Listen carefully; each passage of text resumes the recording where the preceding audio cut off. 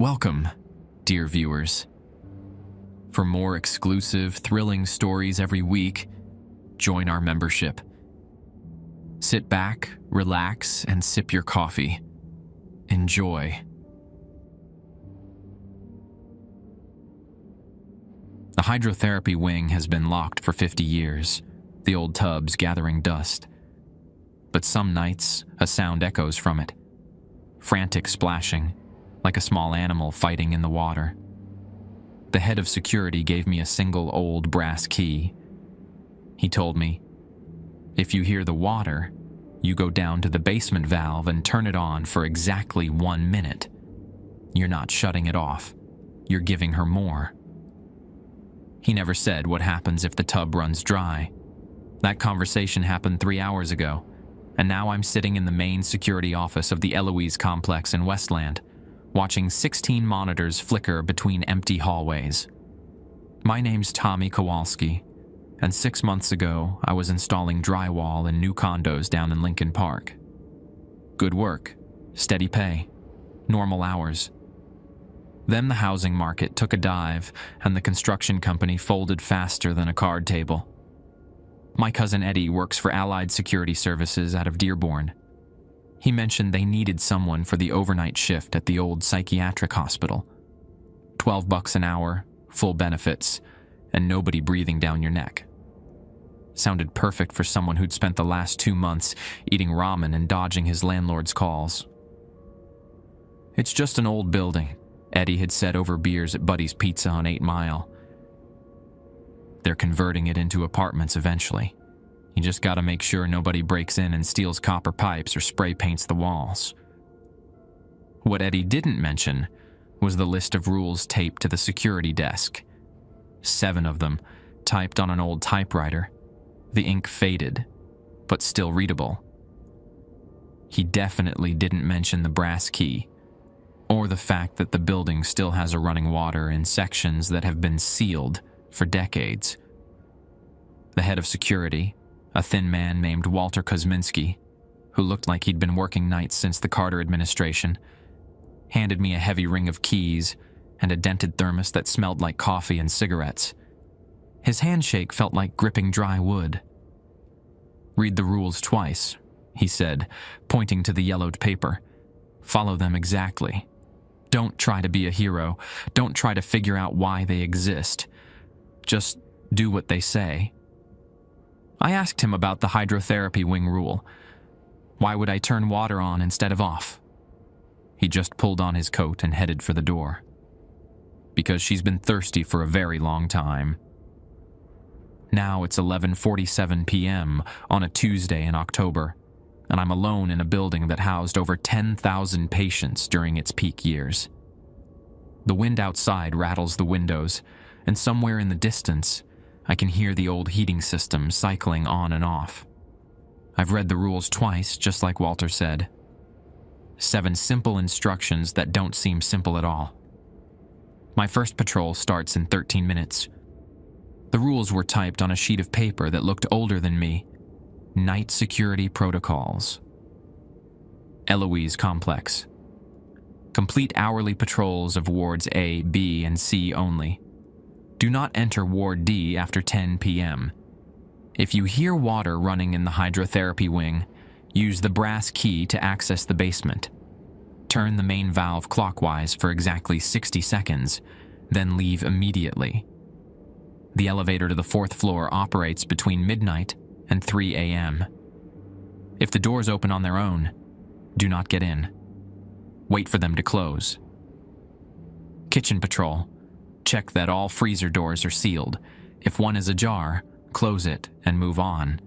Do not look inside. If a patient calls your name from room 237, ignore them. That room has been empty since 1974. Morning medication cart sits in the pharmacy. If pills are scattered on the floor, sweep them up and return them to their bottles. Work quickly. End of shift report. Document only what you observe. Do not speculate about causes or sources. I folded the paper and slipped it into my shirt pocket, right next to my cigarettes. Walter had left the clipboard with patrol times. every hour on the hour, starting at midnight. The whole building tour would take about 40 minutes if I moved at a decent pace. I checked my watch. 11:58 p.m. The main hallway stretched ahead of me like the corridor of some old hotel that had seen better decades. Green linoleum floors, cream-colored walls with scuff marks at wheelchair height, and those institutional light fixtures that seemed to buzz even when they were working properly. My footsteps echoed off the walls as I headed toward Ward A. The Ward A entrance had double doors with small windows that reminded me of the cafeteria at my old high school. Inside, patient rooms lined both sides of a long hallway. Most doors stood open, revealing empty spaces with hospital beds and small dressers. The air smelled like disinfectant and something else, something stale and medicinal that made me think of my grandfather's nursing home. I walked the length of the ward, checking each room according to the patrol checklist Walter had given me. Nothing seemed out of place, just empty rooms with moonlight streaming through barred windows. At the end of the hallway, I marked Ward A clear on my clipboard and noted the time, 12:17 a.m. Ward B was similar, but felt different somehow. The rooms here were smaller, and many still had personal belongings left behind. Old magazines, faded photographs on nightstands, a ceramic ashtray shaped like a fish. It bothered me more than the empty rooms. These looked like someone had just stepped out for a moment and would be back any minute. In one room, a calendar on the wall was still turned to March 1987. The dates were marked with different colored pens, blue X's, red circles, green check marks in a pattern I couldn't figure out. I stared at it longer than I should have, trying to make sense of the markings, until I realized I was wasting time. Ward C took me past the kitchen and the old dining hall. The kitchen doors were propped open, and I could see the massive industrial appliances inside. Ovens big enough to cook for hundreds of people, sinks deep enough to wash laundry in. The freezer Walter mentioned was along the back wall, a walk-in unit with a heavy steel door. The handle was turned tight, and I could hear the compressor humming inside. As I finished checking the dining hall, something caught my attention. From somewhere deeper in the building came a sound, not loud, but distinct enough to make me pause. Running water. Not the pipes settling or the heating system cycling, but actual flowing water, like someone had turned on a faucet. I pulled out the brass key Walter had given me and looked at it under the hallway light. It was old, probably original to the building, with basement utilities etched into the metal. The sound continued, a steady rushing that seemed to come from below. The basement access was near the main office, behind a door marked "Authorized Personnel Only." The brass key fit perfectly, and the door opened onto a concrete staircase that disappeared into darkness. I found the light switch and clicked it on. A single bulb illuminated the stairs, but everything beyond remained black. The sound was louder down here, definitely water flowing through pipes. I followed the sound through a maze of heating ducts and electrical conduits until I found the main water valve, a large wheel-shaped handle connected to a thick pipe that ran along the ceiling. According to the rules, I needed to turn it clockwise for exactly 60 seconds. I checked my watch and gripped the valve. It turned easily, and immediately the sound of flowing water increased. I counted off the seconds: 30, 45, 55, 60. I released the valve and headed back upstairs, not wanting to linger in the basement any longer than necessary. As I climbed the concrete steps, the water sound gradually faded behind me. Back in the main hallway, I marked my clipboard. 12:52 a.m., basement utility check complete. The building felt quieter now, as if whatever had been thirsty was finally satisfied. I had 8 minutes before my next patrol round. Just enough time to grab some coffee from the thermos Walter had left and review the rules again. As I walked back toward the security office, I noticed the elevator at the end of the hallway. The floor indicator above the doors showed it was currently on the second floor, though I hadn't heard it moving. According to Rule 3, it would start operating on its own in about an hour. I made a mental note to stay clear of that area after midnight. My radio crackled to life, just static at first, then silence. Probably interference from all the old wiring in the building. I adjusted the volume and continued toward the office, ready to start my second round of patrols. At 1 a.m. sharp, I started my second patrol. The building felt different now. Not quieter exactly, but like it was holding its breath. I'd grown up in old houses around Detroit, places where the wood settled and the pipes talked to themselves. But this was something else. The silence here had weight to it. Morday looked the same as before. Empty rooms with their doors hanging open like mouths. I moved faster this time, checking each room with a quick glance, rather than the thorough inspection I'd done earlier. The sooner I finished these patrols, the sooner I could get back to the security office and maybe catch a Tigers game replay on the radio. In Ward B, I noticed something I had missed before. The room with the March 1987 calendar had its door closed now. I was certain I'd left it open during my first patrol. I remembered staring at those colored markings on the calendar for a full minute. But doors close by themselves sometimes in old buildings. Probably just a draft from somewhere. I opened the door and looked inside. The calendar was still there, still turned to March 1987, but now there was a new marking. A black X over today's date, October 15th, even though the calendar was from 35 years ago. I stepped closer to examine it. The ink looked fresh, like someone had just drawn it with a ballpoint pen. But that was ridiculous. The building was locked tight, and I was the only person inside. I must have missed the marking during my first pass-through. Lord C brought me back to the kitchen area, and that's when I remembered Rule 4. Check that all freezer doors are sealed. I approached the walk-in freezer with my flashlight, even though the kitchen lights were working fine. The handle was still tight, just like before, but something felt different. The compressor sound had changed. Instead of the steady hum from earlier, it was making a stuttering noise, like it was struggling to maintain temperature. I tested the handle again. Still secure. The seal around the door looked intact. According to the rules, as long as it was closed, I was supposed to move on. Don't look inside.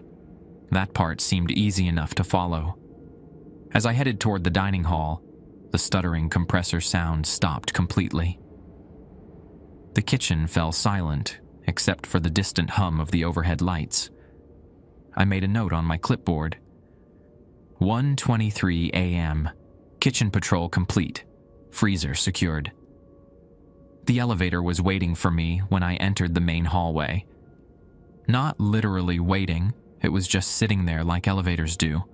But the floor indicator showed it had moved. When I'd passed by an hour ago, it was on the second floor. Now it was on the ground floor, and the doors were closed. I checked my watch. 1:27 a.m. Rule 3 said the elevator operated between midnight and 3 a.m., and if the doors opened on their own, I shouldn't get in. I kept my distance as I walked past, staying near the opposite wall. That's when I heard it. A soft ding, like the sound elevators make when they reach a floor. I turned to look, and the doors were sliding open. Slowly, revealing an empty elevator car, with dim fluorescent lighting inside. The call buttons on the wall weren't lit up. Nobody had summoned it. I pressed my back against the far wall and waited. The elevator doors stayed open for maybe 30 seconds, then slowly closed again. The floor indicator showed it was heading up. Second floor, third floor, fourth floor. Then it stopped. My radio crackled again, the same burst of static I'd heard earlier. This time, though, I thought I caught something else underneath the white noise. A voice, maybe, but too distorted to make out words. I adjusted the volume and waited, but it was just static again.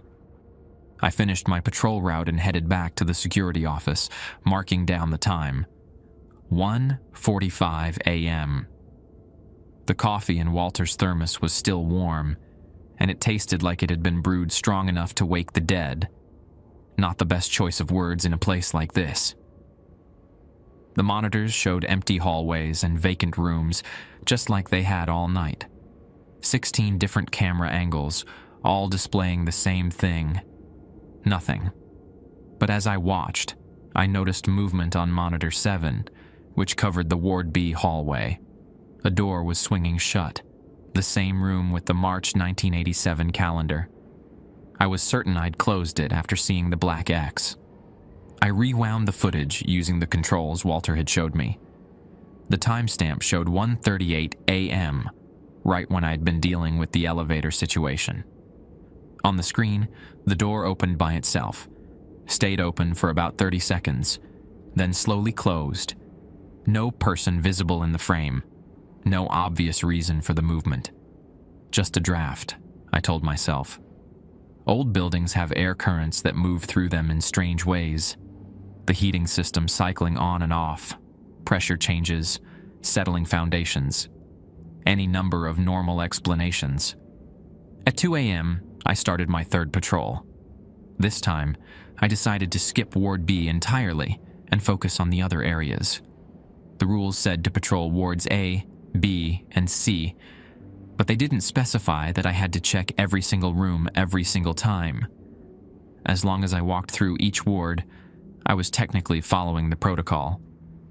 Ward A was the same as always, empty, quiet, smelling like disinfectant and old memories. Ward C took me past the kitchen again, and I noted that the freezer compressor was running normally now, back to its steady hum. The dining hall was exactly as I'd left it. But when I reached the main hallway, I heard something that made me stop walking. A voice, coming from somewhere upstairs. Not the elevator. This was different. Someone calling a name.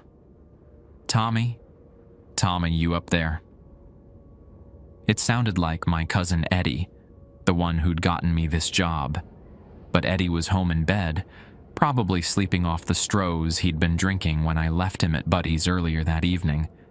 And the voice was coming from the direction of Ward D, the area I was specifically told not to enter after 10 p.m. I pulled out the rules and reread them by the light of my flashlight. Nothing about voices calling my name. Rule 5 mentioned someone calling from room 237, but that was a patient, not Eddie. And room 237 was supposed to be empty since 1974. Tommy, come on up, I got something to show you. Definitely Eddie's voice. Same flat Detroit accent, same way of stretching out the vowels. But it was coming from the 4th floor, and according to my building map, room 237 was on the 2nd floor in Ward D. I looked at the elevator. The floor indicator showed it was on the 4th floor, right where it had stopped after opening its doors earlier. The call buttons still weren't lit up. Tommy, don't make me come down there. The voice was getting impatient now, taking on that edge Eddie got when he'd been drinking too much and wanted everyone else to join him. But Eddie didn't know I worked here. He'd given me the contact information for Allied Security, but I'd never told him I actually got the job. We'd barely talked since that night at Buddy's. I stayed in the main hallway, watching the elevator doors and listening to the voice call my name. Rule 5 said to ignore patients calling from room 237. It didn't say anything about ignoring your cousin calling from the 4th floor, but it also didn't make any sense that Eddie would be here. After about 5 minutes, the voice stopped. The building returned to its usual silence, broken only by the distant sounds of the heating system and the hum of fluorescent lights. I finished my patrol and headed back to the security office, making sure to note the time. 2:41 a.m. As I walked past the elevator, I noticed the floor indicator had changed again. Instead of showing the 4th floor, it was displaying the letter B for basement. But according to my building map, the elevator didn't service the basement level at all. Back at the security office, I pulled out my phone and scrolled to Eddie's contact. My finger hovered over the call button for a full minute before I chickened out. What was I going to say? "Hey, were you just calling my name from the 4th floor of an abandoned psychiatric hospital?" He'd think I'd lost my mind. Instead, I sent him a text. "You up?" The response came back within seconds. "Yeah, watching Letterman." "Why? You okay?" So Eddie was at home, probably sprawled on his couch with a beer and a bag of better-made chips, not wandering around the 4th floor of Eloise calling my name. Which meant either I was hallucinating or something else was mimicking his voice. I typed back, "All good. Just checking in. Don't do anything stupid on your first night. That place has a reputation." I stared at his message for a moment. A reputation for what? Eddie had made the job sound like easy money. Just walk around, make sure nobody breaks in, collect a paycheck. He'd never mentioned voices or elevators that moved by themselves or calendars that updated themselves. At 3 a.m., I started my 4th patrol. This time, I decided to be systematic about it. I would check every room in Ward A, every room in Ward B, and every room in Ward C. If doors were closing by themselves or markings were appearing on calendars, I wanted to document exactly when and where it happened. Ward A was exactly as I'd left it. Empty rooms, hospital beds, small dressers. I counted the rooms as I went. 12 on the left side, 12 on the right. All doors open, all spaces vacant. I made detailed notes on my clipboard, including the time I checked each room. Ward B was where things got interesting. The room with the March 1987 calendar was open again, but this time I was ready for it. I pulled out my phone and took a photo of the calendar, making sure to capture the black X that had appeared over today's date. Then I closed the door firmly and tested the latch to make sure it was secure. In the next room, I found something new. A patient chart on the nightstand, which I was certain hadn't been there during my previous patrols. The name on the chart was Kowalski Edmund, with a date of birth that would make him about my age. Eddie's full name was Edmund Kowalski. I opened the chart and read the first page. According to the medical notes, Edmund had been admitted in 1987 for acute paranoid episodes and auditory hallucinations. The handwriting was hard to read, but I could make out phrases like, "hears voices calling his name," and believes family members are trying to communicate with him. This had to be some kind of joke. Eddie must have set this up somehow. Maybe paid off Walter to plant fake medical records around the building. But the chart looked authentic. Yellowed paper, official letterhead, detailed medical terminology that would take research to fake convincingly. I took photos of the relevant pages and continued my patrol. At the end of Ward B, I tested the door to the room with the calendar. Still firmly closed. Ward C brought me back to the kitchen, where I noticed the freezer situation had changed again. The door was slightly ajar. Not wide open, just cracked enough that the seal wasn't complete. Cold air was leaking out, and I could hear the compressor working overtime to maintain temperature. Rule 4 was clear. If the freezer door was ajar, close it and move on. Don't look inside. I approached the door and grabbed the handle, ready to pull it shut. But as I did, I caught a glimpse of what was inside. Medications. Hundreds of bottles, maybe thousands, arranged on metal shelving that lined the interior walls. Some bottles were old, with faded labels I couldn't read. Others looked newer, like they had been placed there recently. All of them were prescription medications. I could see the orange pharmacy labels even in the dim light. I pulled the door shut quickly and tested the seal, The compressor sound returned to normal, and the cold air stopped leaking out. According to the rules, I'd done exactly what I was supposed to do. Close the door, move on, don't ask questions. But the medications bothered me. This was supposed to be an abandoned hospital, empty for decades. Why would there be fresh prescription bottles in a freezer that was still running? And why was I specifically told not to look inside? I finished my patrol and returned to the security office, noting the time, 3:47 a.m. The building felt different now, not just quiet, but actively watching. Like the walls themselves were paying attention to my movements. At 4 a.m., I started my 5th patrol. This time, I decided to test something. Instead of following my usual route, I went straight to Ward B and the room with the calendar. The door was open again. I stepped inside and examined the calendar closely. The black X was still there over today's date, but now there was something else. A red circle around tomorrow's date, October 16th, and written in the margin next to it in handwriting I recognized, last day. It was my handwriting. I was certain of it. The same sloppy cursive I'd been writing since high school, the same way I formed my letters. But I had never written those words. I had never even touched that calendar except to look at it. I backed out of the room and closed the door, making sure to turn the handle until I heard the latch click. Then I continued with my patrol, trying to focus on following the rules rather than solving mysteries I wasn't equipped to handle. The rest of Ward B was normal.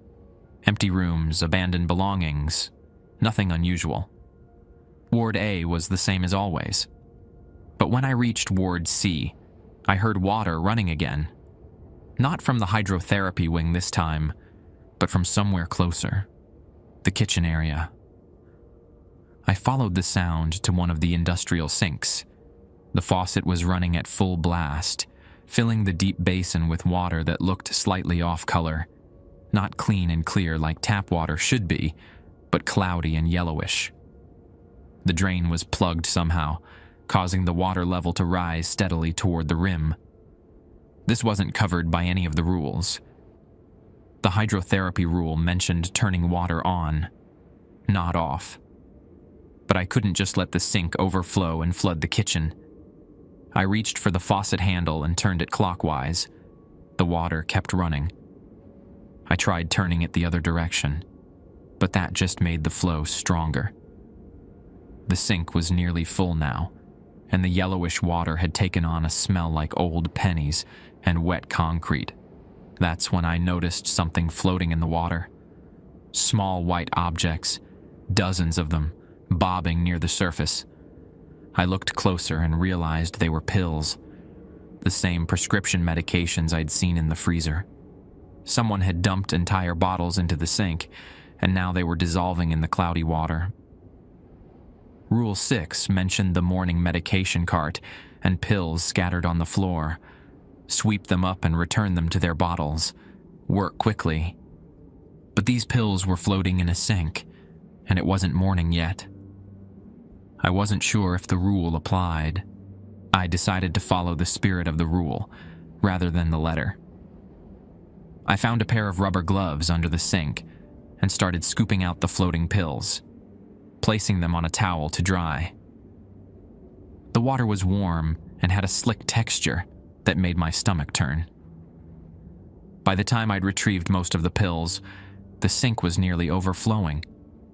I tried the faucet again, and this time it turned off easily. The water level stopped rising, and the yellowish color gradually cleared as fresh water circulated through the pipes. I gathered up the pills I'd rescued and looked around for somewhere to put them. The medication cart was in the pharmacy, according to Rule 6. I'd seen it during my earlier patrols, a metal cart with multiple drawers, positioned near the entrance to the ward. I could return the pills there and sort them out properly. But as I carried the wet pills toward the pharmacy, I noticed something that made me stop walking. The elevator floor indicator was showing B again, even though the building plans clearly stated that the elevator didn't service the basement. And as I watched, the letter changed to 1, then 2, then 3, then 4. Someone, or something, was riding the elevator from the basement to the 4th floor. But according to the rules, I was the only person who should be in the building after 10 p.m. I listened for the sound of elevator doors opening, but heard nothing. The floor indicator stayed on 4 for several minutes, then switched to B again, then back to 4. Like someone was riding it back and forth between floors that shouldn't exist and areas I was forbidden to enter. My radio crackled to life again, but this time the static resolved into something clearer. A voice, distant but recognizable. "Tommy, you coming up or what? I've been waiting all night." Eddie again. But Eddie was home, watching Letterman, texting me from his couch. And this voice was coming from my radio, not from upstairs. I keyed the microphone and spoke into it. "Who is this?" Static. Then, "You know who it is?" "Room 237. I got something to show you." Room 237. The room that had been empty since 1974, according to Rule 5. The room where patients called your name and you were supposed to ignore them. But this wasn't a patient calling from room 237. This was someone using my radio frequency, someone who knew my name and sounded exactly like my cousin. I clipped the radio back to my belt and continued toward the pharmacy with my handful of wet pills. Whatever was happening in this building, I was going to follow the rules exactly as written. That seemed like the safest approach. The pharmacy was located near the main entrance to Ward C, behind a Dutch door that reminded me of the old-fashioned prescription counters at corner drugstores. The top half was open, revealing shelves lined with empty medication bottles and a metal cart positioned just inside the doorway. I approached the cart with my handful of wet pills, still dripping from the sink water. The cart had 6 drawers, each labeled with different types of medications: antipsychotics, sedatives, antidepressants, mood stabilizers, sleep aids, and emergency protocols. Most of the drawers were empty, but the bottom one, labeled emergency protocols, was filled with loose pills scattered across the metal surface. White ones, blue ones, small yellow tablets that looked like they'd been crushed and reassembled. Some were whole, others were fragments, and many had dissolved into chalky powder. Rule 6 was clear. If pills were scattered on the floor, sweep them up and return them to their bottles. Work quickly. But these pills weren't on the floor. They were in the cart drawer, and I didn't have bottles to return them to, just a handful of wet tablets I'd fished out of a sink. I decided to add my rescued pills to the drawer with the others. As I leaned over to drop them in, I noticed something written on the inside of the drawer in black ink. Kowalski, E. DNR, October 16th, 1987. DNR, do not resuscitate, and tomorrow's date, exactly 35 years ago. I backed away from the cart and looked around the pharmacy. The shelves were mostly bare, but a few prescription bottles remained, their orange labels faded but still readable. I picked up one and squinted at the small print. Kowalski, Edmund, haloperidol, 5 mg, take as needed for agitation. Another bottle. Kowalski, Edmund, lorazepam, 2 milligrams, for anxiety and sleep disturbances. A third. Kowalski, Edmund, lithium, carbonate 300 milligrams, mood stabilization. Every remaining bottle in the pharmacy was prescribed to Edmund Kowalski. Every single one. Dozens of medications for psychiatric conditions, all bearing my cousin's name, all dated from 1987. My radio crackled again. "Tommy, you finding everything you need down there?" I grabbed the radio and keyed the microphone. "Eddie, what the hell is going on?" "What do you mean?" "I'm just asking if you're settling in okay. New job and all." But the voice was coming through my radio, not from Eddie's phone. And Eddie had no way to access my security frequency. I'd never even told him what company I was working for. "Where are you right now?" I asked. "Home, watching TV. Where else would I be at 4 in the morning? You're acting weird, man." I looked at my phone. No missed calls from Eddie, no text messages. But the voice on the radio was definitely his, using the same casual tone he always used when he was trying to downplay something serious. "Tommy, you there? Your signal's breaking up." I clipped the radio back to my belt without responding. Either Eddie was lying to me about where he was, or something in this building was perfectly mimicking his voice and personality. Neither explanation made me feel better about my situation. I finished my business in the pharmacy and continued my patrol. At 5 a.m., I started my 6th round through the wards. This time, I decided to document everything with my phone camera. If weird things were happening, I wanted proof. Ward A was normal. I took photos of each empty room, noting the timestamp on each image. Nothing unusual, just vacant spaces with hospital furniture and morning light starting to filter through the barred windows. Ward B brought me back to the room with the calendar. I opened the door and immediately saw that another marking had appeared. A green check mark next to October 17th, 2 days from now. And written below it in my own handwriting, "He understands now." I photographed the calendar, making sure to capture the new marking clearly. Then I sat on the edge of the hospital bed and tried to think logically about what was happening. Someone was playing an elaborate prank on me. It had to be that.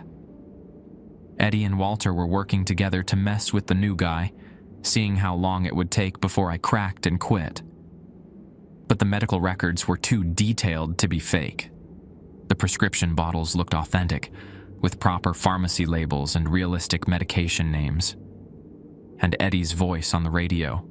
How could they fake that? I'd grown up with my cousin. I knew the way he talked, the way he pronounced certain words, his nervous laugh when he was hiding something. I left the calendar room and continued through Ward B, photographing anything that seemed out of place. In one room, I found a newspaper dated October 15th, 1987, exactly 35 years ago to the day. The headline read, "Patient Dies in Eloise Hydrotherapy Accident." The article was short, just 3 paragraphs. A 23-year-old patient at the Eloise complex died yesterday evening during a routine hydrotherapy session. Edmund Kowalski of Lincoln Park was found unconscious in a treatment tub after what hospital officials are calling a monitoring error. Kowalski had been undergoing treatment for acute paranoid episodes and was scheduled for supervised hydrotherapy as part of his recovery program. Staff discovered him approximately 30 minutes after the session was scheduled to end. An investigation into the incident is ongoing. Hydrotherapy treatments have been suspended indefinitely pending a review of safety protocols. I read the article 3 times, checking the date and the name. Edmund Kowalski. My cousin Eddie. Dead in a hydrotherapy tub 35 years ago. The same day I was scheduled to work my first shift at Eloise. But that was ridiculous. Eddie was alive. I'd seen him 3 days ago at Buddy's Pizza. We'd shared a pitcher of beer and talked about the Tigers' terrible season. He'd told me about the security job, given me the contact information for Allied Security Services. Unless... I pulled out my phone and scrolled through my contacts. Eddie's number was there, but when I looked at the details, I realized I couldn't remember when I'd added it. The contact information showed no recent calls, no text message history, but I was certain we'd been texting earlier tonight. I checked my message history. No texts from Eddie.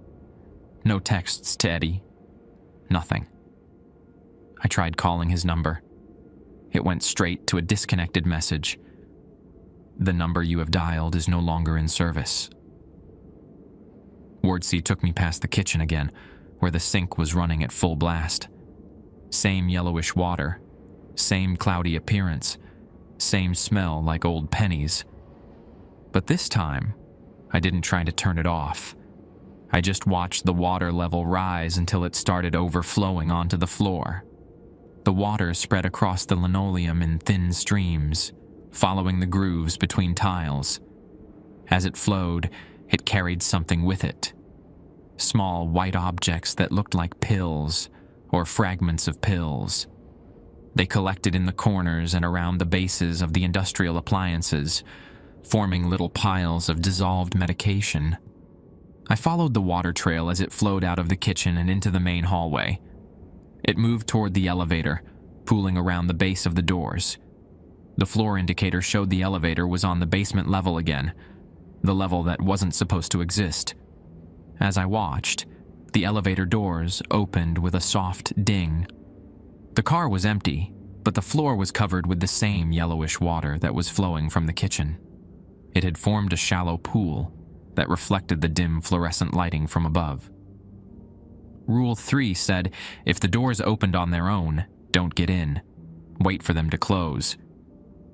But the doors weren't closing.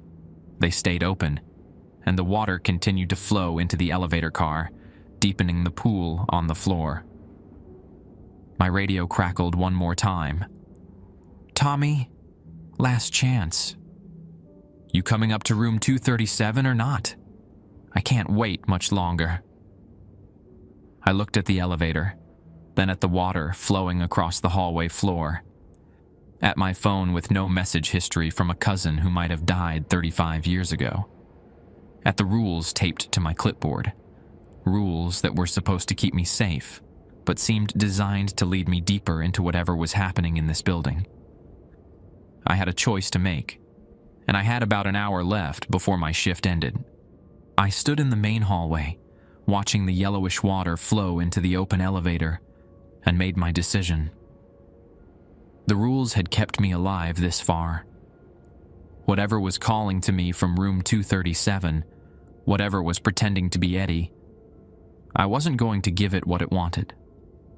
I would finish my shift, document everything I'd seen, and let the day security team deal with the aftermath. The water on the floor was ankle deep now, flowing steadily from the kitchen toward the elevator and spreading into the adjoining hallways. It carried with it more dissolved pills, fragments of medication that sparkled like tiny white stars in the fluorescent light. The snow was getting stronger too, that metallic, organic scent that reminded me of the old water fountains at my elementary school. I headed back to the security office, splashing through the growing flood. The monitors showed the water spreading throughout the building, seeping under doors and pooling in low-lying areas. Several cameras had lost their signals, displaying nothing but static snow. The ones that still worked showed empty hallways, slowly filling with the strange, cloudy water. At 5:30 a.m., I started what would be my final patrol of the night. The building was transforming around me, becoming something different from the abandoned hospital I'd walked through just hours earlier. The water had reached the main corridors now, and I could hear it moving through the walls, a rushing, gurgling sound like the building's circulatory system had come back to life. Ward A was flooded. The water had risen to about a foot deep, covering the bases of the hospital beds and lapping at the lower drawers of the bedside tables. Some of the rooms had items floating in the water, old magazines, pieces of paper, personal belongings that had somehow materialized from nowhere. I waded through each room, checking my list and trying to maintain some semblance of normal patrol procedure. In one room, I found something that stopped me cold. A wallet floating near the window. I picked it up and opened it. Inside was a Michigan driver's license with Eddie's photo and address, but the issue date was October 1987. The license showed his date of birth as matching the newspaper article I'd found earlier. But there was something else in the wallet that made my hands shake. A photo of the two of us at a Tigers game, both wearing matching jerseys and grinning at the camera. I remembered that game. We'd gone for my birthday when I was 12. Eddie had bought me a hot dog and a souvenir hat. But in the photo, Eddie looked exactly the same age he'd been when I saw him at Buddy's Pizza 3 days ago. Ward B was worse. The water here was chest deep in some places, and the current was stronger. I had to hold onto door frames to keep from being swept along. The room with the March 1987 calendar was completely submerged, but I could see through the clear water that more markings had appeared. The entire month was filled with different colored marks now. X's, circles, check marks, and strange symbols I didn't recognize. I tried to take a photo, but the water distorted the image too much to make out the details. Instead, I memorized what I could see. Every date marked with something, like a countdown or a schedule leading up to today. The medication cart in the pharmacy was floating now, bobbing in the current like a metal raft. The pills I'd collected earlier were scattered throughout the water, dissolving slowly and creating colorful streams that swirled around my legs as I moved. The prescription bottles with Eddie's name had floated off their shelves and were now drifting throughout the ward, their labels becoming illegible as the water soaked through the paper. My radio crackled constantly now, a steady stream of static mixed with fragments of conversation. Sometimes I could make out words. Treatment protocol. And patient unresponsive. And emergency procedures. Like listening to medical staff from 35 years ago, their voices echoing through time. When I reached Ward C, I found the source of the flooding. The kitchen sink had overflowed completely, but that wasn't the main problem. The walls themselves were leaking. Water seeped through cracks in the plaster and streamed down from the ceiling tiles, as if the entire building was saturated and could no longer contain the moisture. The freezer door was wide open now, its contents floating in the current. Hundreds of prescription bottles bobbed past me, along with medical equipment I didn't recognize. Syringes, IV bags, machines with blinking lights that somehow still functioned despite being submerged. The water was carrying 35 years of accumulated medical debris, washing it through the hallways like the building was purging itself of old memories. I made my way toward the exit, ready to abandon my post and wait for daylight in the parking lot. But when I reached the main entrance, I found the doors wouldn't open. The electronic locks were engaged, and my keycard wouldn't work. The water had risen high enough to reach the electronic components, shorting out the security system. I was trapped inside a flooding building with whatever was calling my name from room 237. My radio burst to life with a clear signal. "Tommy, you need to come up here now. The water's getting too deep." This time, the voice sounded genuinely concerned. Not playful or mysterious, but urgent. Like Eddie was actually worried about my safety. "The basement valve," the voice continued. "You turned it on, but you never turned it off. That's why the building's flooding. You have to come up to room 237. That's where the main shutoff is." I looked around the flooded lobby. The water was still rising, now reaching my chest. The elevators were completely flooded, their doors standing open and revealing shafts filled with murky water. The stairwells would be my only way to reach the upper floors. According to Rule 1, I wasn't supposed to enter Ward D after 10 p.m. But it was almost 6 a.m. now, and the rules hadn't mentioned anything about flooding or being trapped inside the building. Maybe the restrictions changed during emergency situations. I found the stairwell entrance and started climbing. The concrete steps were slippery with moisture, and I could hear water dripping from somewhere above. As I climbed, I passed the second-floor landing. Through the small window in the door, I could see Ward D stretching into darkness. Patient rooms lined the hallway, their doors standing open like missing teeth in a broken smile. On the third floor, I stopped to catch my breath. The water hadn't reached this high yet, but I could hear it rising in the stairwell below me, a steady rushing sound that echoed off the concrete walls. My radio crackled. "Room 237 is on the second floor, north wing. Follow the signs." I descended back to the second floor and opened the door to Ward D. The hallway was dry here, but the air felt thick and humid, like walking into a greenhouse. Emergency lighting cast long shadows between the doorways, and I could see room numbers stenciled on the walls. 201, 203, 205, continuing down the corridor. Room 237 was at the far end of the hall, past a dozen other patient rooms.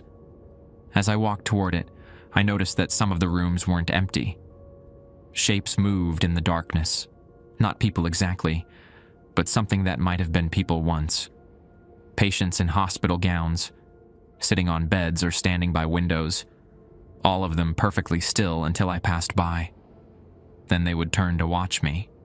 Their movements synchronized like they were all connected to the same nervous system. None of them spoke. None of them tried to stop me. They just watched as I made my way toward room 237. The door was closed, but I could see light underneath. Not electric light, but something warmer and more organic. Like candlelight, but steadier. I knocked on the door. "Come in," said Eddie's voice. "It's unlocked." I turned the handle and stepped inside. The room looked like a standard patient room. Hospital bed, small dresser, single window with bars. But Eddie wasn't there. Instead, I found a bathtub in the center of the room, an old-fashioned clawfoot tub filled with clear water. Not the yellowish, pill-contaminated water that was flooding the rest of the building, but clean, transparent water that reflected the light from candles arranged around the room's perimeter. "You made it," said Eddie's voice, though I still couldn't see him. "I wasn't sure you'd have the courage to come up here." "Where are you?" I asked, looking around the room. "In the water, Tommy. Same place I've been for 35 years. I approached the bathtub and looked down into the clear water. At first, I saw only my own reflection. Then, the water began to swirl, forming currents and eddies that shouldn't have been possible in a still tub. The surface rippled, and gradually, an image formed in the depths. Eddie's face, looking up at me from the bottom of the tub. Not floating, not drowning, but somehow existing in the water itself. His expression was peaceful, almost relieved. "The valve," he said, his voice bubbling up from the water. "You turned it on in the basement, but that was just the beginning. To stop the flooding, you have to turn off the main valve. It's under this tub." I looked around the room and noticed something I'd missed before. The bathtub wasn't sitting on the floor. It was built into a raised platform with what looked like plumbing access underneath. There was a small panel in the side of the platform, held shut with a simple latch. "But first," Eddie continued, "you have to understand what really happened. Why I died. Why you're here. Why the rules exist." The water in the tub began to glow softly, and images formed in its depths. Not just Eddie's face now, but scenes playing out like movies projected onto the surface. I saw the hydrotherapy wing as it had been in 1987. White tiles, modern equipment, nurses in crisp uniforms moving between treatment stations. "I wasn't a patient," Eddie said. "I was a security guard, just like you, working the night shift, following the same rules you've been following. But I got curious. I wanted to know why the rules existed, what they were protecting me from." The images in the water showed a younger Eddie, walking through the same hallways I'd been patrolling, reading the same list of rules, encountering the same strange phenomena. But unlike me, he hadn't stopped at following the rules. He'd started investigating, asking questions, trying to solve the mystery. The rules aren't there to protect you from the building, Eddie explained. They're there to protect the building from you, from anyone who might disrupt the balance that keeps everything contained. The water showed me what happened when Eddie broke the rules. How he'd entered Ward D after hours, opened doors that were meant to stay closed, turned off valves that were meant to stay on. How he'd disturbed something that had been sleeping peacefully for decades.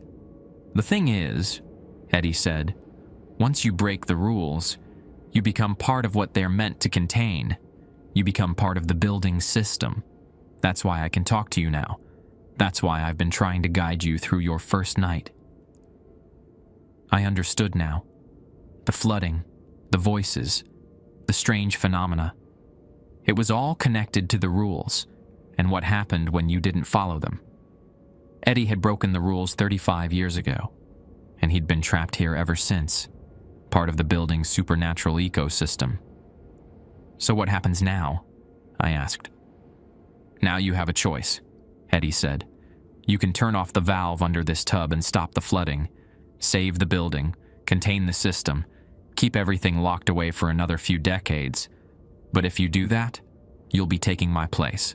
You'll become the new guardian, the new voice on the radio warning future security guards to follow the rules. The water in the tub swirled faster, and Eddie's face began to fade. Or you can walk away. Let the building flood completely. Let everything wash away. The rules, the contained spirits, the whole system. But if you do that, all of it gets released into the world. Every patient who died here. Every tragedy that happened within these walls. All of it goes free. I looked at the panel on the side of the platform. The choice was mine. I stared at the panel for what felt like hours, but was probably only minutes. The water in the tub continued to swirl, Eddie's face fading in and out of focus as the currents moved. Outside the room, I could hear the flood rising through the stairwells, accompanied by sounds I hadn't noticed before. Voices, whispers, the echo of footsteps from decades past. How long do I have to decide? I asked. Not long, Eddie replied, his voice growing fainter. The water's reaching the electrical systems now. Once those go out, the containment protocols shut down automatically. Then the choice gets made for you. As if to emphasize his point, the lights in the room flickered. The candles around the tub guttered in a breeze that shouldn't have existed indoors, and somewhere in the distance, I heard the distinct sound of electrical equipment shutting down. I knelt beside the platform and examined the access panel more closely. It was secured with a simple latch, the kind you might find on an old toolbox. But the metal looked corroded, like it had been underwater for years, despite being in a room that had supposedly been dry until tonight. Before I decide, I said, I need to know what really happened to you. Not just that you broke the rules, but exactly how you died. The water in the tub grew brighter, and new images formed in its depths. I saw Eddie, my Eddie, not the patient from the medical records, working a night shift exactly like mine. He was younger, maybe 18 or 19, wearing the same type of security uniform I had on now. I was curious about the hydrotherapy wing, Eddie said. Same as you were tonight. But instead of just turning the valve like the rules said, I went to investigate. I wanted to see what was in there, what the water was for. The images showed Eddie unlocking the brass door with a key identical to mine, descending into the basement, but continuing past the main valve toward a section I hadn't seen. Deeper into the building's foundation, where older tunnels connected to the hydrotherapy treatment rooms. The wing wasn't really closed, Eddie continued. It was active, running treatments on patients who'd been dead for decades. The water was cycling through the system constantly, carrying things from one place to another. I watched in horror as the images revealed what Eddie had found. Treatment rooms filled with bathtubs like the one I was kneeling beside, each one occupied by a patient who should have been long buried. Not alive exactly, but not gone either. Preserved in the water, maintained by the building's systems, kept in a state between life and death. They were conscious, Eddie whispered, aware of everything that had happened to them, but unable to move, unable to speak, unable to die. The water was keeping them that way. The rules existed to maintain the system, to make sure they stayed contained. The images shifted, showing Eddie's growing horror as he realized what he'd discovered. He'd tried to help them, tried to drain the tubs and free the trapped patients. But the moment he'd interfered with the system, something had gone wrong. The water turned aggressive, Eddie said. It didn't want to be drained. It pulled me in, held me under, made me part of the system. But instead of trapping me like the others, it gave me a job. I became the voice that warns new guards to follow the rules. I looked down at the access panel. So if I turn off the valve, I take your place. I become the new warning voice. Yes, but if you don't, if you let the flood continue, all those patients get washed out into the world. Decades of the dead, angry and confused, suddenly free to wander through Detroit, through Michigan, everywhere the water flows. The lights flickered again, and this time they stayed dim. I could hear water rushing through the walls around us now, not just rising from below, but flowing from above as well. The building's plumbing system was failing, and soon the supernatural containment would fail with it. I made my decision. I unlatched the access panel and looked inside. A maze of pipes and valves filled the space beneath the bathtub, but one valve was larger than the others and painted bright red. A placard next to it read, "Main shut off. Emergency use only." As I reached for the valve, the water in the tub above me erupted upward like a geyser. Eddie's voice became urgent, almost panicked. "Tommy, wait!" "There's something I didn't tell you." I paused, my hand halfway to the valve. "The system doesn't just contain the patients," Eddie said rapidly. "It contains everything that died in this building. Every person who passed away here over 90 years of operation. Doctors, nurses, staff, visitors, everyone. If you shut off the water, you don't just free the trapped patients. You release all of them." The water in the tub was churning violently now, and faces began appearing in the surface. Not just Eddie, but dozens of others. Old faces, young faces, faces twisted with pain or confusion. Some wore hospital gowns. Others were dressed in medical uniforms from different eras. All of them were looking at me with expressions of desperate hope. "But if you become the guardian," Eddie continued, "you can control the release. You can choose who gets freed and who stays contained. You can make it gradual, manageable. Give them peace instead of unleashing chaos." The building shuddered around us, and I heard something that made my stomach drop. The sound of windows breaking throughout the complex. The flood had reached the upper floors and was bursting through the old glass, cascading down the exterior walls like waterfalls. I looked at the red valve, then at the faces in the tub.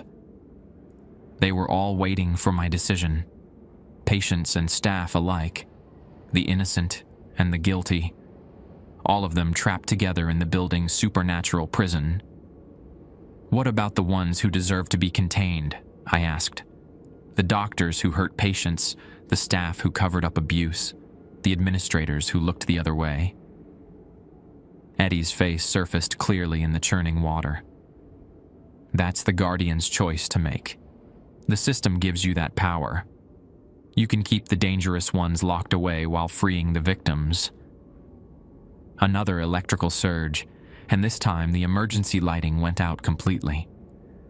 The only illumination came from the candles and the phosphorescent glow of the water in the tub. In that eerie light, I could see that the room was changing around me. The walls were becoming transparent, revealing the rooms beyond. Through them, I could see the other patients Eddie had shown me. Dozens of them, still trapped in their individual tubs throughout the hydrotherapy wing. But they weren't the only ones. In rooms throughout the complex, I could see more figures. Nurses who'd worked double shifts during the Depression and died of exhaustion at their stations.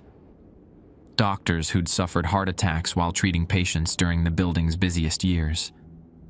Maintenance workers who'd been electrocuted or fallen down elevator shafts. Visitors who'd passed away while visiting loved ones.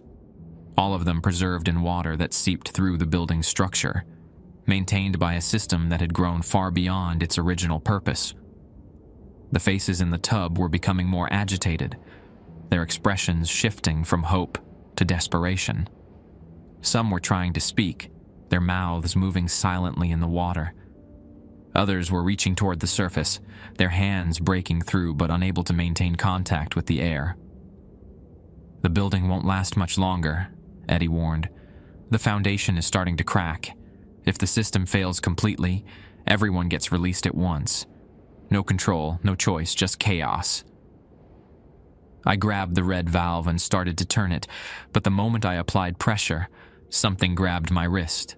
A hand, emerging from the water in the tub, ice cold and surprisingly strong. It pulled my arm toward the surface, and I found myself looking directly into Eddie's eyes. "Before you do this," he said, "you need to know what it means. Once you become the Guardian, you can't leave. You can't age, can't die naturally, can't go back to your old life. You become part of the building until someone else takes your place." "How long have you been here?" I asked. 35 years. But it feels like yesterday and forever at the same time. Time works differently when you're part of the system. The hand holding my wrist was joined by others. Patients reaching up from the tub, all of them trying to communicate something urgent. Their faces pressed against the surface of the water, distorting their features but not hiding their desperation. Finally, I understood what they were trying to tell me. They weren't all victims.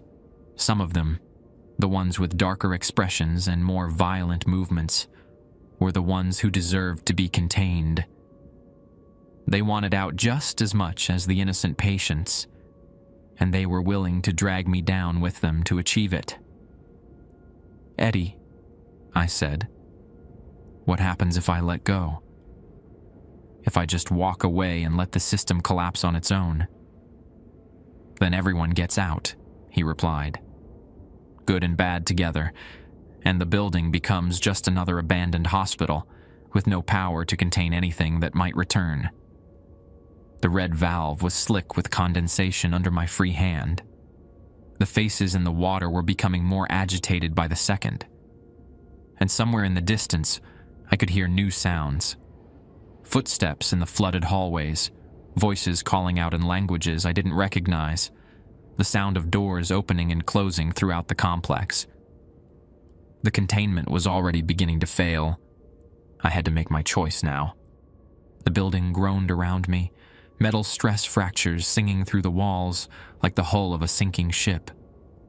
Water cascaded from broken pipes above, mixing with the phosphorescent glow from the tub to create an otherworldly light show across the cracking plaster. I yanked my wrist free from the grasping hands and stepped back from the tub. The faces in the water became frantic, some pleading, others snarling with rage. Eddie's face surfaced again, clearer than before. "Tommy, you're running out of time. The foundation's buckling. Choose now or lose the chance entirely." But I'd already made my choice. Looking at those faces, victims and monsters alike, I realized there was a third option Eddie hadn't mentioned. Something between total release and total containment. Instead of turning the red valve to shut off the water completely, I reached deeper into the access panel and found what I was looking for.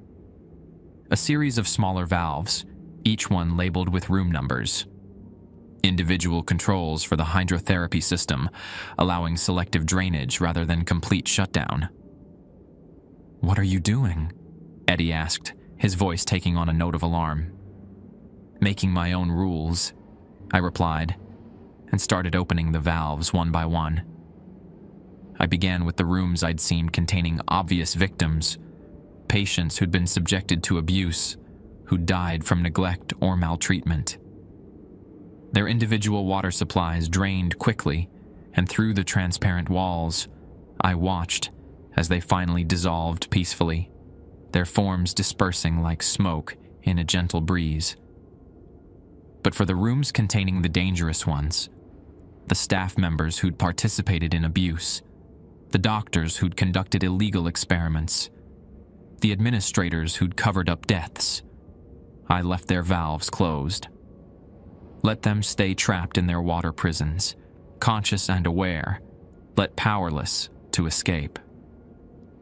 "You can't pick and choose," Eddie protested. "The system doesn't work that way. It's all or nothing." "Then maybe it's time for a new system," I said, continuing to work through the valves. The building shuddered violently, and a section of the ceiling collapsed near the door. Chunks of plaster and metal crashed into the rising floodwater, sending spray across the room. But I kept working, methodically opening valves for the innocent while leaving the guilty contained. As each victim was freed, I felt something change in the building's atmosphere. The oppressive weight that had been pressing down on me all night began to lift. The whispers in the walls grew quieter, more peaceful. The water flowing through the hallways started to clear, losing its yellowish tint and the dismal smell.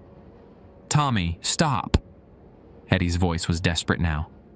"If you disrupt the balance like this, the whole system will collapse chaotically. You can't control a partial release." But he was wrong. As I freed more of the innocent souls, they weren't just vanishing into the night. They were helping. I could feel their presence around me, guiding my hands to the right valves, warning me away from the ones that should stay closed. A young girl's voice whispered in my ear, "Room 158. Keep that one locked. Dr. Brennan hurt children there." An elderly man's voice, "Room 203 can be opened." Mrs. Patterson was just a nurse trying to help. They were sharing their knowledge with me, decades of witnessing who deserved freedom and who deserved imprisonment. The victims were becoming my allies in sorting the guilty from the innocent. But the building wasn't going to wait for me to finish. Another section of ceiling collapsed, this one larger, and I heard the distinct sound of load-bearing supports giving way. The flood had weakened the structure beyond its breaking point. I worked faster, opening valve after valve based on the whispered guidance of the freed spirits. With each release, the building's supernatural pressure decreased, but its physical stability decreased as well. I was in a race against time. Free as many victims as possible before the whole place came down. "You're destroying everything," Eddie shouted from the tub. 90 years of containment, ruined because you think you know better than the system." That's when I realized something that should have been obvious from the beginning. Eddie wasn't a victim of the system. He was part of it by choice. He'd become the guardian not because he'd been trapped, but because he'd volunteered. The guilt in his voice wasn't remorse for breaking rules. It was fear of losing his power. "How many innocent people did you let suffer because you were afraid to disrupt the balance?" I asked him. His face in the water twisted with anger. "You don't understand what you're dealing with. Some of these spirits are dangerous, violent, insane. They need to be contained. The dangerous ones will stay contained," I replied, opening another valve. "But the victims deserve peace, The water level in the room was rising rapidly now, fed by burst pipes throughout the building. It reached my knees, then my waist, cold and contaminated with decades of chemical treatments. But I kept working, guided by the grateful whispers of the dead. As I opened the final valve for a patient who died during a botched lobotomy, something extraordinary happened. The freed spirits didn't just vanish. They turned their attention to the remaining trapped souls, not to free them, but to reinforce their prisons. The innocent dead became the new guardians, holding the guilty in place through sheer collective will. "No!" Eddie screamed, his face contorting in the churning water. "You can't change the rules. The system has to be maintained." The system was broken from the start, I told him. That trapped everyone equally instead of distinguishing between victim and perpetrator. That ends now. The building lurched sideways as a major support beam gave way. Water rushed through new cracks in the walls, and I could hear windows exploding throughout the complex as internal pressure sought release.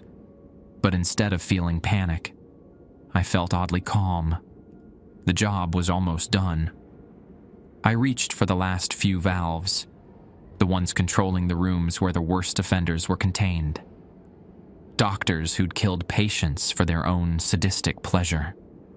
Nurses who'd tortured those under their care. Administrators who'd sold patients to medical schools for illegal experimentation. These valves, I welded shut. Using my cigarette lighter and some metal fragments from the collapsed ceiling, I heated the valve handles until they fused with their housings. Even if someone else found this room years from now, they wouldn't be able to release these particular prisoners. "It's done," I said, stepping back from the access panel.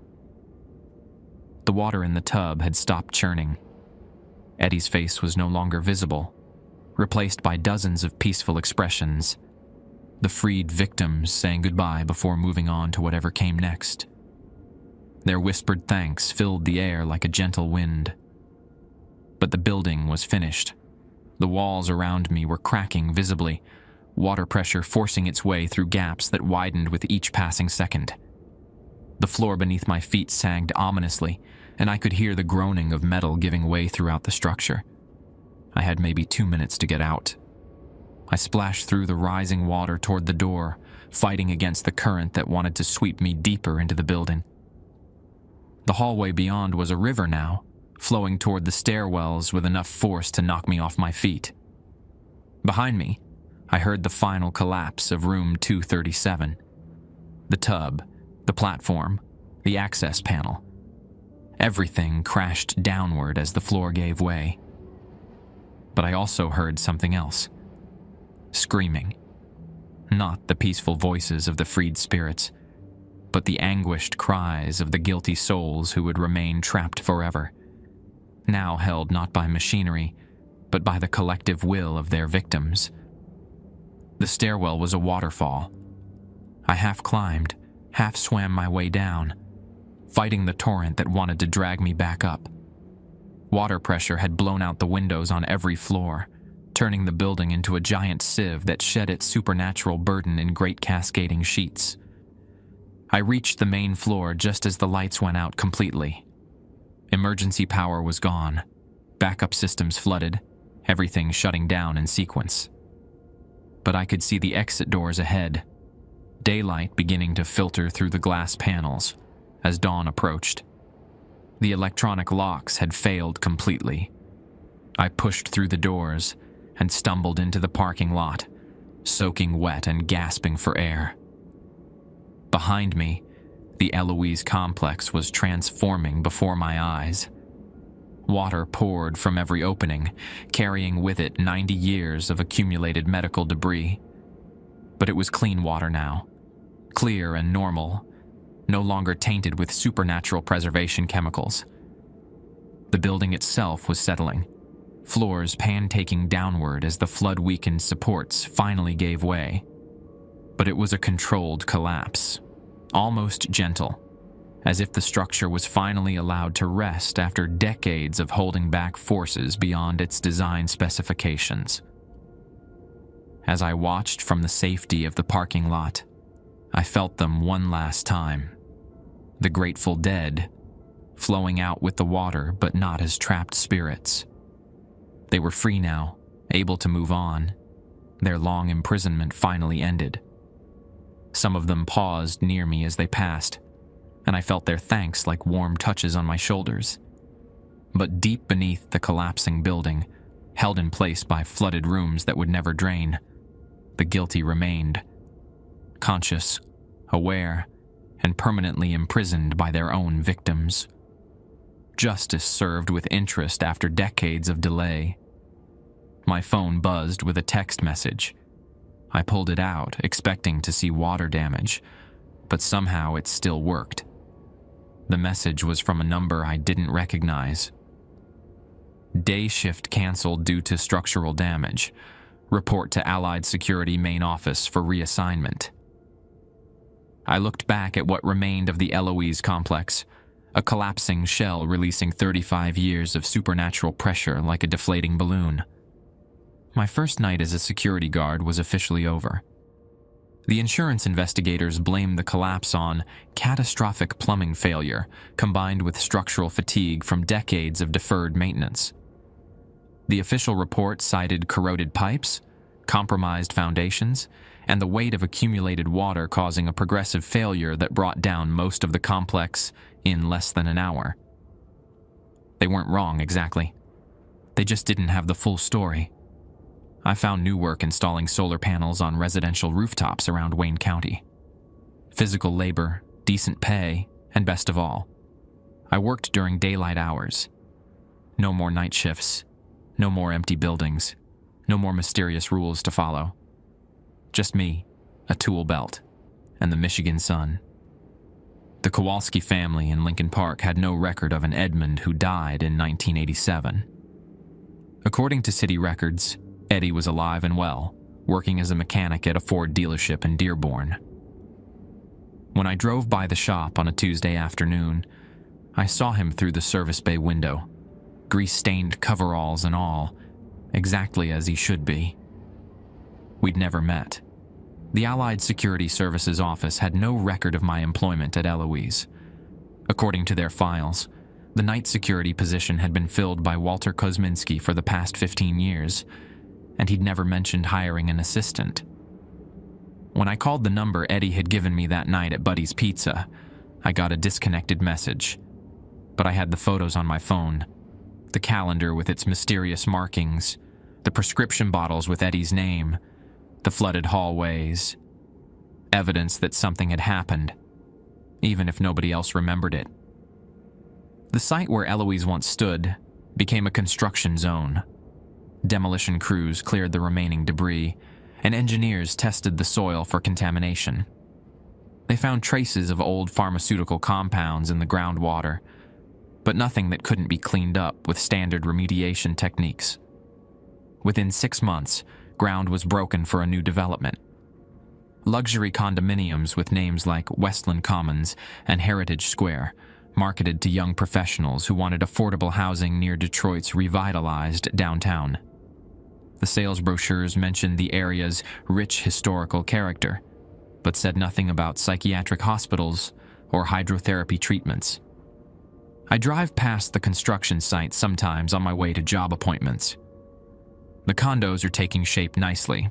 Modern architecture, energy-efficient windows, landscaped courtyards where the old hospital wards used to stand.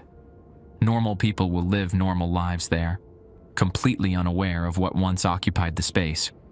But late at night, when I'm lying in bed and can't sleep, I sometimes hear water running through pipes that shouldn't exist. Not in my apartment. I live in a different part of town now, but somewhere in the distance. A sound that carries on the wind from the direction of the old Eloise site. It's probably just the new construction's plumbing systems being tested. Probably just the developers checking water pressure and drainage before the first residents move in. Probably nothing supernatural at all, but I know better.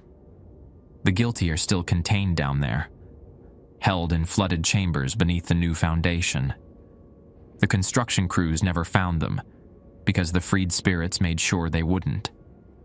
The victims I released have become the new guardians, maintaining the prison that holds their tormentors, while allowing the innocent world above to remain blissfully unaware. Sometimes I wonder if I should have made a different choice that night. If I should have followed the original rules, maintained the status quo, let sleeping horrors lie undisturbed. Then I remember the grateful whispers of the freed spirits, the peaceful expressions on their faces as they finally moved on to whatever comes after this life. And I know I made the right call. The rules exist for a reason, but sometimes you have to write new ones.